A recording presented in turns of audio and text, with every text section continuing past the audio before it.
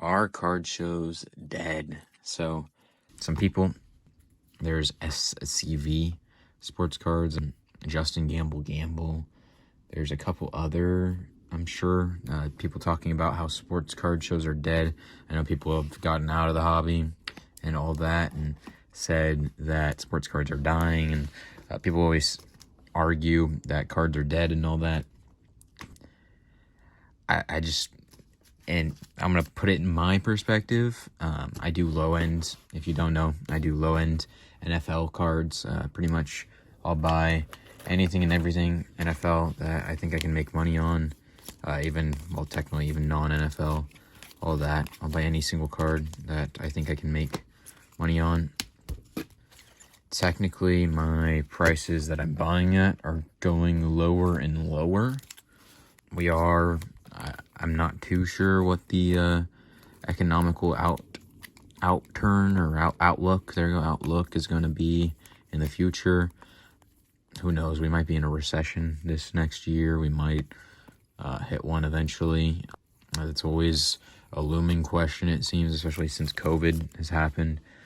I mean, you have to pay up a little bit for cards. You always do. It's just how it's always is and it always will be. To try to make money with cards, you have to make processes and all that. You have to figure out how you want to sell cards. You have to figure out your niche. You have to figure out certain things and all that. I'm finding low-end football cards in Northern California right now. Looking through value bins, like say this was a value bin, this was a value bin, this was a value bin. Looking through them to find deals and cards that make sense to sell for a profit.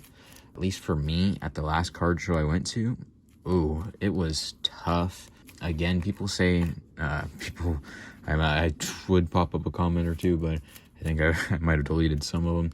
But why don't you just go work fast food, yada, yada, yada. Why are you selling cards if you're only... If I wouldn't have started selling cards and doing what going to card shows and all that and building the relationships I have, then I wouldn't be holding these cards right now. I wouldn't have certain cards. Like I have a whole Devontae Adams collection. There's like certain aspects, where obviously short term versus long term. I was able to get these cards, given some of them not the best condition, for 30 cents a piece in bulk. Most of the time, I'm not going to be able to sell this one.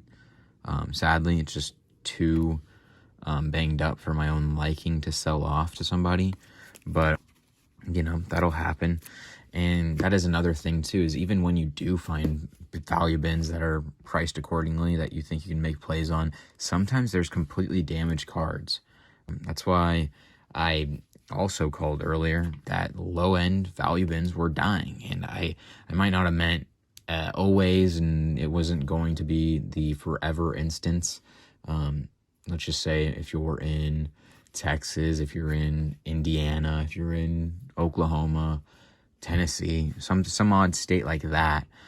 Maybe I wasn't referring to your side of the country or your area that you source cards at, but in Northern California was what my prediction was for. Was if you're gonna take 5 2-row boxes, let's just say, give an example, maybe 5 4-row boxes to make it easier.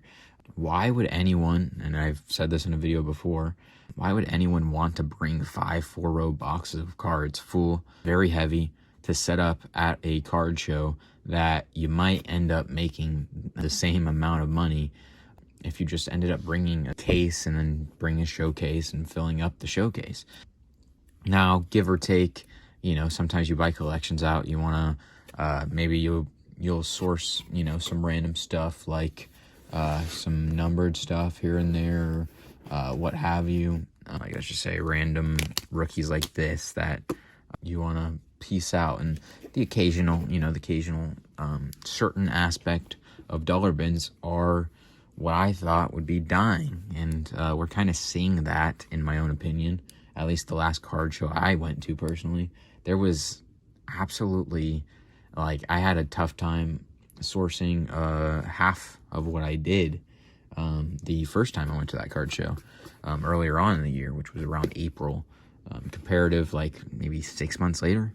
6 months later. So in 6 months' time, like I said, the value bins are just not there anymore. And I don't know. I obviously, hindsight's 2020. It's a lot more or less, I think, just kind of timing of everything. And I think there's a lot to do with why card shows are the way they are right now. I think a big part of it is the repackers. Shout out to the repackers. Sorry. The repackers, they stopped buying maybe like 1 or 2 months ago. But the thing is that I kind of call they're neglecting this $1 to $10, $1 to $20 price range of cards and all that. So what was happening, and what kind of still is happening, is all the $20 and under cards are falling drastically and lowering in price, while the $20 and up cards are kind of stagnant at worst, depending on how the player's done and all that. And like, for example, Zamir White probably not selling close to where he was before the season. And that happens. But for the most part, if you're buying, let's just say, I'm always going to say Joe Burrow, but probably a bad example in some cases, most cases. But you look at like Justin Herbert or Justin Jefferson, for example. Maybe let's just look up a subpar team, like middle of the pack. I'm not too sure off the top of my head. The player I'm trying to think of, maybe Jamar Chase would be a good example. Having a decent year, just his team's not executing. I mean, Joe Burrow's having a good year too, but look at his prices before, and then he had that spike during the season. Some of his middle $10 cards even shot up to $20. Thinking in particular the Blue Scope Optic Dawn Restorator Rookie. Some of the cards, are shooting, like Tua might be a decent example. Tua had that injury. His stuff fell, tanked quite a bit. Now he's back, and pretty much there's a field level Silver Select. I see people selling for like $25. I mean, I bought that for $1, maybe sold it technically like 80 cents. Sold it for $6, so I made like $5 off of it. Now it's a $25 card. I mean, I'm sure it was like a $10, $15, $20 card when I sold it.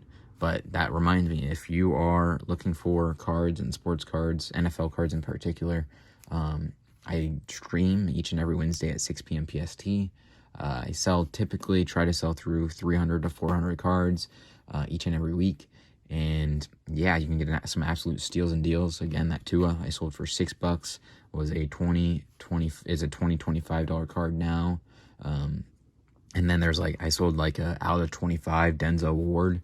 I got last sale on an out of 25 Denzel Ward rookie was $25. I sold that thing for I think maybe 8 or 9. So you can find some absolute steals and deals there, I like to say. But yeah, I called the low end value bins just kind of dropping off the face of, at least out where I am. I think potentially we'll see, another uptick in the industry after the holidays. It always happens. Sports cards in general. We see the slowdown during the holiday season right around now in December. Right as I'm talking, even I'm seeing a slowdown during December. But you see a slowdown, and then after the holidays, after pretty much New Year's, give or take, after January comes around, you see an uptick, and it just, kind of does a little bit of a, there's NFL playoffs, basketball season is right underway. It's prime buying time for baseball. I think hockey's playing right now even. There might even be hockey playoffs. I'm not too sure on hockey. Soccer, I think soccer starts to play again sometime coming up. I don't know, they might be playing right now. But everything's in the nick, in the prime of where, pretty much things start dropping if they lose the NFL, if they're out of the NFL playoffs. If they're in the NFL playoffs, cards start taking off. People are buying a lot more than, because they're like, well, I'm going to start buying for next NFL offseason. So they start buying, and then the market kind of starts to, set the floors, and then starts to, dictate as time goes on. Now you got the hype that happens and all that. The draft happens, like the Raiders will grab hopefully a QB, right? So Brock Bowers cards will start to go up, and that's how it happens. It's just how it works. Is January, the sports cards market upticks. So January is a key month, especially for Northern California. Not trying to say anything to anyone, but I would say look out and see how the sports card market is doing out here. I wouldn't worry too much if you are a higher end, like $20 and up seller primarily. I just think that you could see an impact for sure still if the repackers don't become prominent again. It's again, one big thing is providing yourself liquidity. I think Burbank Sports Card says that is the key to the hobby, is bringing liquidity. But I think bringing yourself liquidity is the big thing. For example, I can go on Whatnot, stream anytime. I could start a pop-up stream right now if I wanted to and sell off stuff. Technically, a future plan of mine is to do eBay auctions. So I have a couple cards in particular I've set aside and going to just run on eBay auctions. Someone kind of left a comment to just sell off my inventory on eBay auctions. I do a lot better. I just moved too much inventory on Whatnot and live selling platforms in particular, I should say, that I've sold probably over 15,000, close to it in the range, this year alone of cards. And that's pretty much solely through Whatnot. So I don't have to list and all that. I would probably still be listing cards right now. I would not be able to make YouTube videos. I wouldn't be able to edit them. I wouldn't be able to do a Whatnot stream and all that if I did list the majority of my eBay inventory, or my inventory on eBay, and just did auctions. I also wouldn't make near as much, depending on the situation. Sometimes I lose money, like I said, that Denzel Ward, the Tua, to lose potential money, the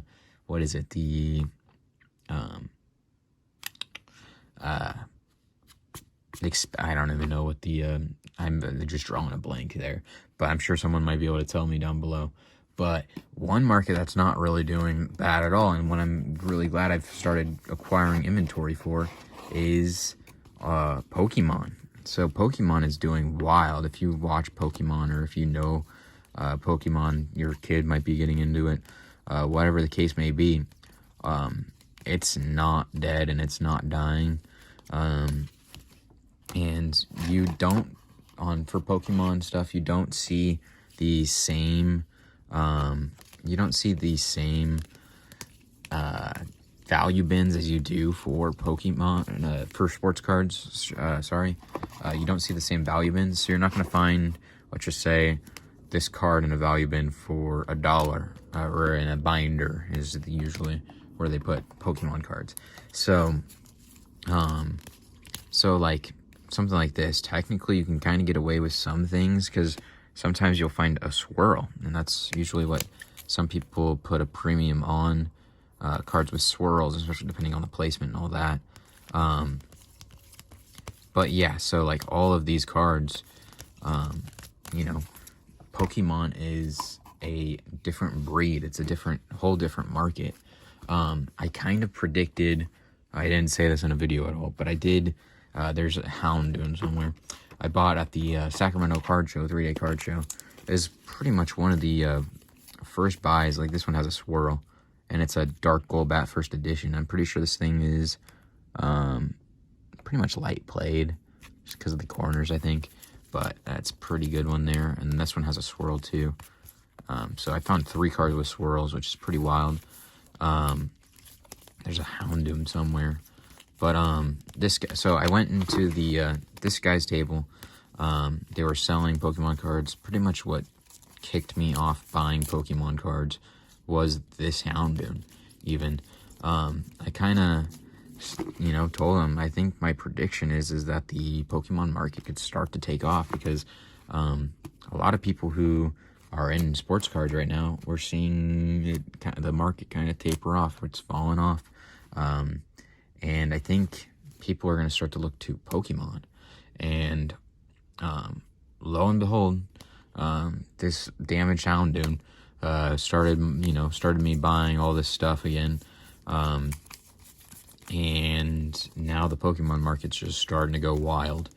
It's kind of given certain aspects of the market and all of that right now for Pokemon. But, yeah, I mean, I called it to that person. I'm sure I don't know how they would be watching this, but I called it to them. I don't know what it entails for the future. I mean, I know how liquid some of these cards are. This is all 151, like one of the more popular sets. It's getting kind of reprint in the future here. A lot of this stuff is stuff I'm kind of potentially, this is where I'm kind of looking to go to more and more, is Pokemon and Pokemon.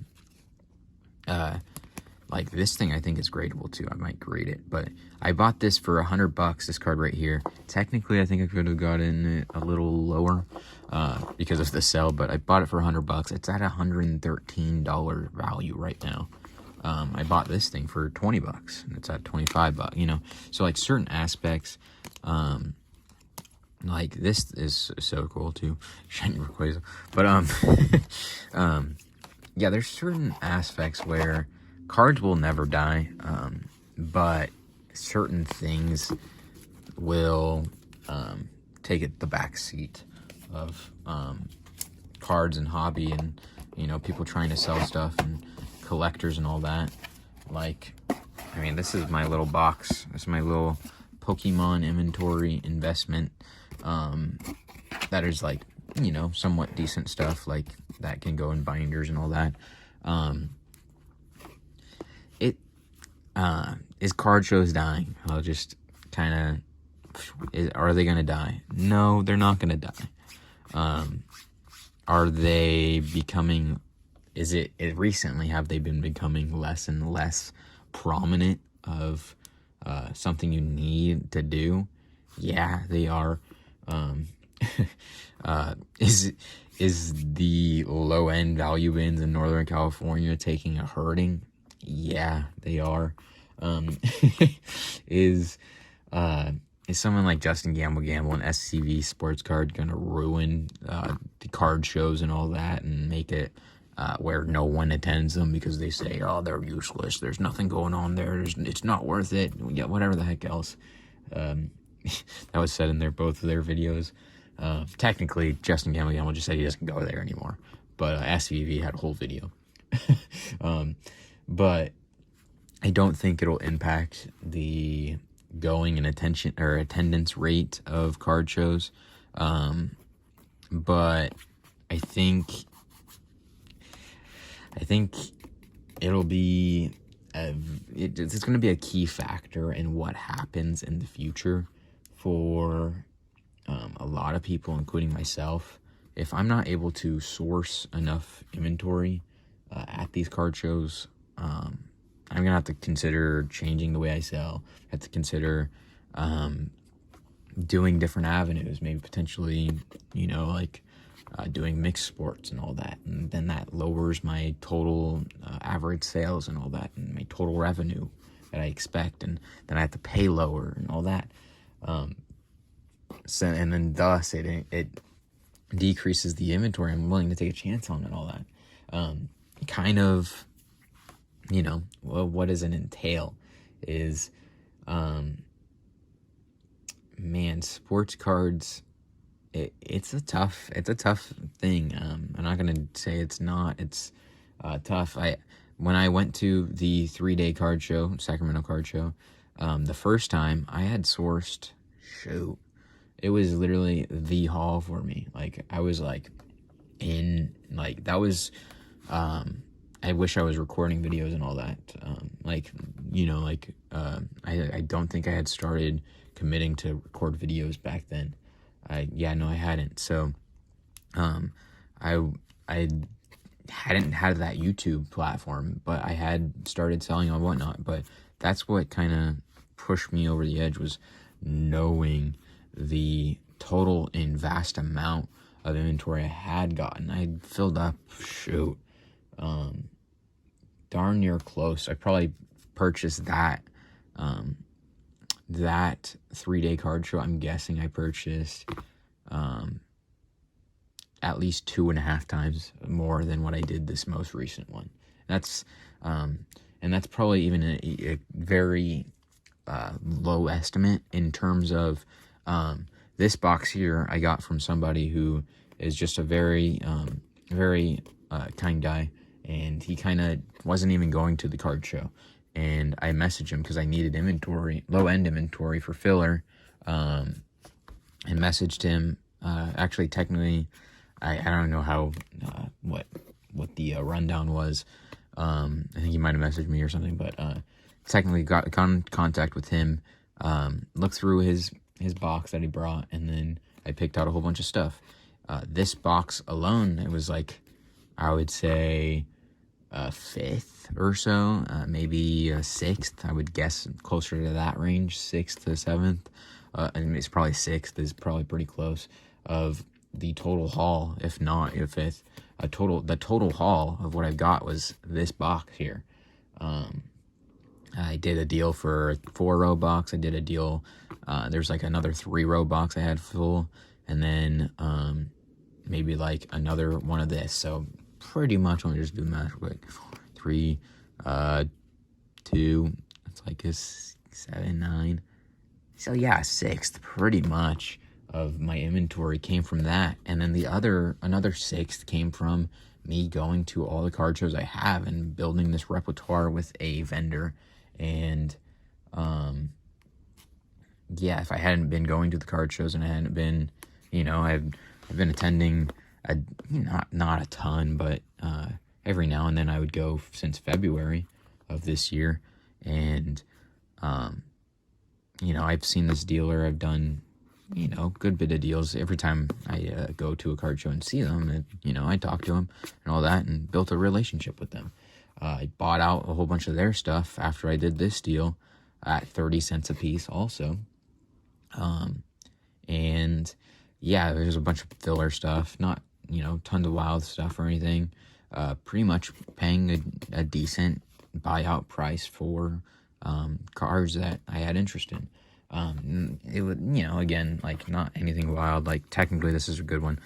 There's like pretty much was like stuff like this, like Trey McBride, maybe like green color. There was a lot of Mahomes and a lot of random cards like this, like J.K. Dobbins, randomness, and then certain stuff. But a lot of Mahomes base cards, a lot of Lamar base cards, some Brady's, nothing wild or anything like that. But so online is key. Recently, it seems.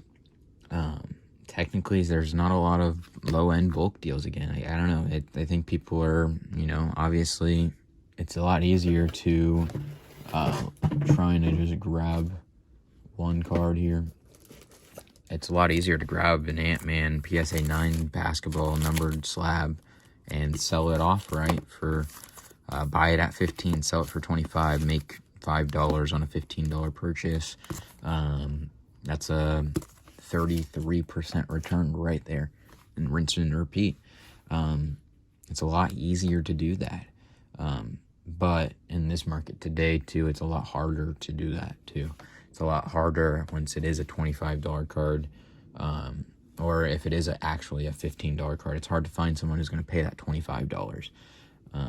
Certain aspects like that kind of are, putting card shows and, events on a back pedal, I think, or a downturn of the back.